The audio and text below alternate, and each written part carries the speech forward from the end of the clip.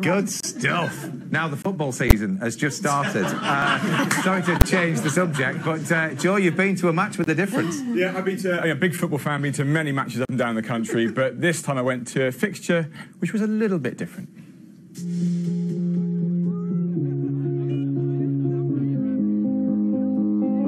I've come to Dewsbury to watch a football match. Vicars versus Imams. Christians v Muslims. Now, nobody really cares who wins this religious struggle, but there is a serious side to it. People here live in a divided community.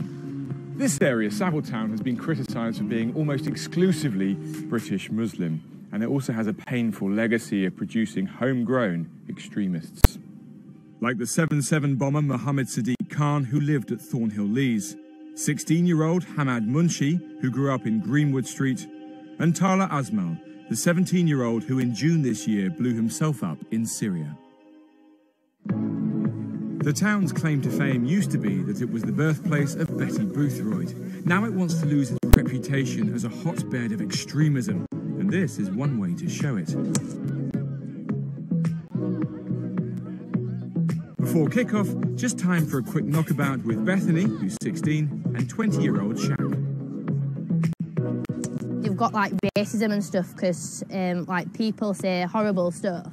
So there is genuine segregation, you think? People don't mix as much as they should? Some people don't like the friends playing with certain friends, and it's just not fair. Why have there been these really high-profile examples of extremism just in these streets around here? It's quite a bit of a segregation between the different communities, between Asians, Muslims, whites, different races, different religions. You say, you know, a football day, it's great fun, but does it really make a difference, do you think? Yeah, I think it does. And what this brings together is just a real sense of community and just show everyone that it's not what it is. OK, time for some integration in action.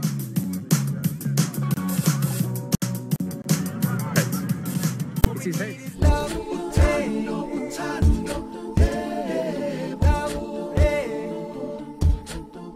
As we sail across the sea of life, so much pain, warring divides. It's a shame we don't see how it can be.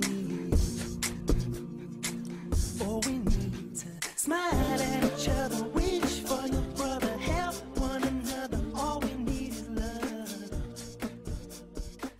All we need to honor our mother. The government's already announced plans to encourage integration and tackle extremism. But football? Is this any more than just a gimmick for the cameras?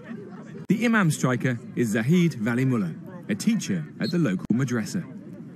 How is it that in the past extremism has a foothold here, that you have Britain's youngest suicide bomber, you have Britain's youngest convicted terrorist, you have a leader of the 7/7 bombings, all from just a few streets around here? These have been baffling to us. These have been making a lot more people on a wider scale feel, how is it happening?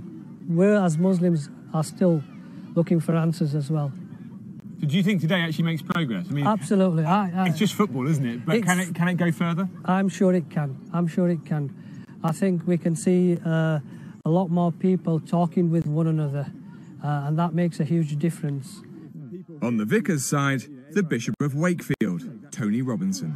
It's segregation a problem, the fact that this community is almost entirely British Muslim.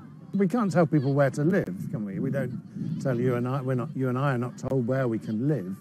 But I think the extremism is happening in dark places, particularly on the internet, by people who are unhappy and inquisitive.